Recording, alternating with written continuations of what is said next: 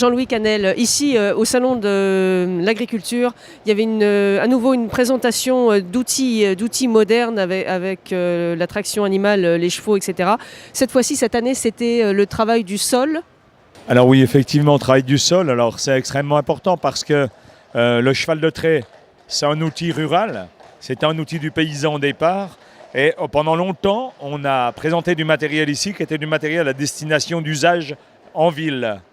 Je pense que ce qui est extrêmement important, c'est de montrer l'exemple. C'est à partir du moment où notre cheval, c'est vraiment une énergie renouvelable rurale, eh bien, il faut donner la possibilité aussi aux gens du rural d'utiliser ce cheval de façon performante. Donc, l'objectif travail du sol, c'est par rapport à tout ce qui se trame dans un développement autour de la vigne, dans un développement autour du maraîchage et avec une réalité de fabrication de matériel, de recherche des uns et des autres qui commence à répondre à des attentes effectives d'utilisateurs ruraux, paysans, maraîchers, viticulteurs. Donc c'était intéressant de présenter ça cette année. Nous avons amené un porte-outil multiservice qui peut être à la fois maraîcher ou viticole pour les plantations larges, permettant d'atteler à 1, 2, voire 3 chevaux de front selon la nature des travaux à effectuer. C'est-à-dire que c'est le bâti du porte-outil qui prend tous les efforts et les vibrations. Et le laboureur initial devient meneur ou cocher, c'est-à-dire qu'il est au-dessus et à l'arrière de la rampe d'outils.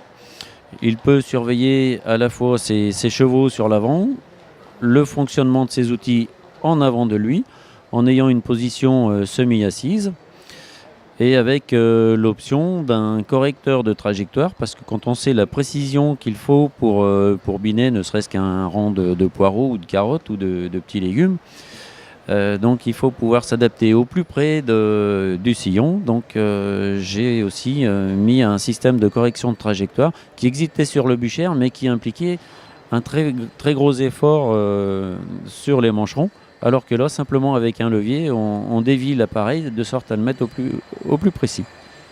Donc toute une gamme de matériel pour le maraîchage est développée, a été présentée aujourd'hui sur le salon. Cette bineuse est également utilisée dans la viticulture par les chevaux, par des ânes, des mulets. Donc on arrive maintenant à avoir une gamme qui est complète, on va dire, de matériel.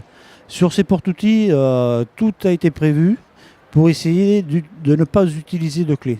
Tous les outils se démontent très facilement. Que ce soit aussi bien sur les porte-outils où on enlève juste une cheville, on va passer de la décavaillonneuse au cadre de griffage, au semoir, tout ça avec un temps record.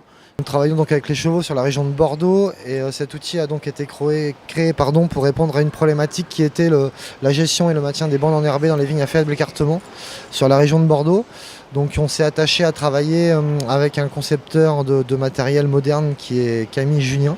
Le matériel, c'est un matériel de type Arch à 3 roues, qui est un outil relativement léger puisqu'il pèse environ 160 kg, 170 kg équipé. Il y a des nouveautés vraiment extrêmement intéressantes. Alors déjà, en premier lieu, c'est que jusqu'à maintenant, le matériel, la recherche, elle était faite sur du matériel qui était roulant. Donc aujourd'hui, on a du matériel aratoire avec une recherche importante. C'est du matériel souvent d'inspiration de ce qui était fait avant, mais en intégrant dans cette fabrication de matériel des choses importantes qui sont le tirage de l'outil, c'est-à-dire son coefficient de tirage, qui intègre aussi la mesure de ce coefficient de tirage, et ça c'est quelque chose d'extrêmement nouveau.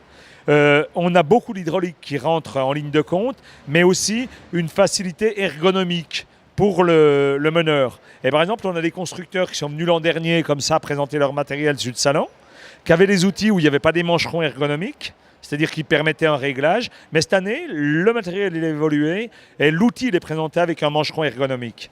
Donc pour moi, ça c'est les grandes nouveautés. Qu'on a interpellé le ministre au niveau de France Trait sur l'aspect énergie animale, eh bien tout de suite il a marqué le coup là-dessus. Et ça c'est fondamental.